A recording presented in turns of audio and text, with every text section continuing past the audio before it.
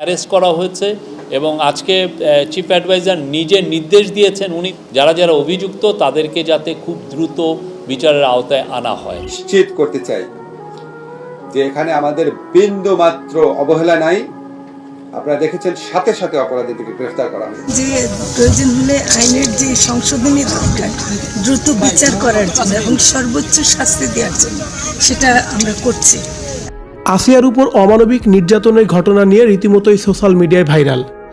আর তাই তো আসিয়ার উপরে যারা অমানবিক নির্যাতন চালিয়েছে সেই সব আসামিদের কেমন শাস্তি দেওয়া হবে এ নিয়ে এবার কি বলছে সরকারের প্রধান উপদেষ্টা ডক্টর মোহাম্মদ ইউনূস ও আইন উপদেষ্টা ডক্টর মোহাম্মদ আসিফ নজরুল।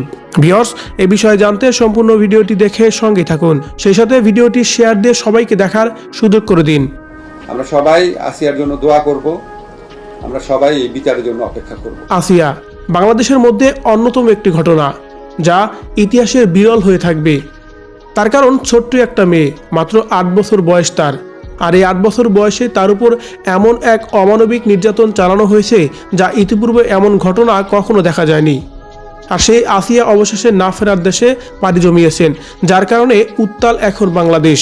বলা হচ্ছে এই আসিয়ার আসামিদের কি আদৌ কোনো বিচার হবে কিনা, আর এই নিয়েই কথা বলা হচ্ছে প্রধান উপদেষ্টা ডক্টর মোহাম্মদ ইউনূসের পক্ষ থেকে।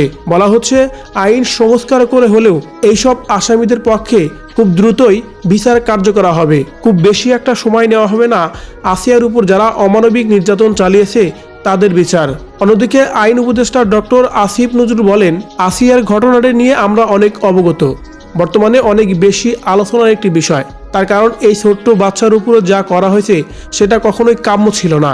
তাই আমরা মনে করি যদি আইন সংস্কার করেও কোনো কাজ করতে হয়, ভালো কোনো সিদ্ধান্ত যেতে হয়, সেখানেও আমরা যাব।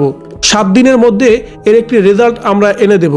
তার কারণ এই বিচার কার্য যদি সঠিকভাবে না করা হয় তাহলে আমরা জাতির কাছে ঋণী হয়ে থাকব। এভাবেই যেন আইন উপদেষ্টা ডক্টর আসিফ নজরুল ও সরকারের প্রধান উপদেষ্টা ডক্টর মোহাম্মদ ইউনূসের পক্ষ থেকে আসিয়ার ঘটনার এবং আসিয়ার আসামিদের নিয়েই কথা বলা হচ্ছে। তাতেই বোঝা যাচ্ছে খুব দ্রুতই আসিয়ার উপর যারা অমানবিক নির্যাতন চালিয়েছে, আসিয়াকে এই পৃথিবী থেকে বিদায় করে দিয়েছে, তাদের কঠিন থেকে কঠিন শাস্তির ব্যবস্থা করা হবে, এটা নিশ্চিত।